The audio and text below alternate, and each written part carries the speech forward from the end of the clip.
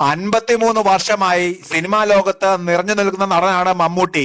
അനുഭവങ്ങൾ പാളിച്ചകൾ എന്ന സിനിമയിൽ ചെറിയൊരു കടത്തുകാരനായി അഭിനയം ചെയ്തും ആരംഭിച്ച മമ്മൂട്ടി ഇന്ന് മലയാള സിനിമയുടെ നെടുന്തൂണാണ്. 73 വയസ്സിലും ഓരോ സിനിമയിലും വ്യത്യസ്തത പുലർത്തുന്ന മമ്മൂട്ടി പകർന്നാടാത്ത വേഷങ്ങളില്ല. അടുത്തിടെ സി കേരളം ചാനൽ നടത്തിയ അവാർഡ് ഷോയ്ക്കിടെ മമ്മൂട്ടി നടത്തിയ പ്രസംഗമാണ് സോഷ്യൽ മീഡിയയിലെ ചർച്ച.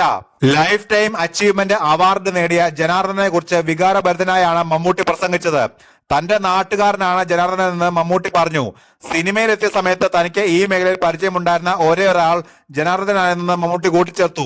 താൻ സിനിമയിൽ അഭിനയിച്ചു തുടങ്ങിയ സമയത്ത് ജനാർദ്ദനൻ വലിയ നടനായിരുന്നെന്ന് മമ്മൂട്ടി പറഞ്ഞു.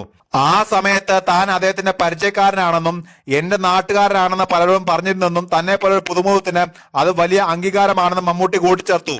അർഹിക്കുന്ന അവാർഡുകൾ പലപ്പോഴും അദ്ദേഹത്തിന് ലഭിച്ചിട്ടില്ലെന്നും തനിക്കതിൽ വിഷമമുണ്ടെന്നും മമ്മൂട്ടി പറഞ്ഞു.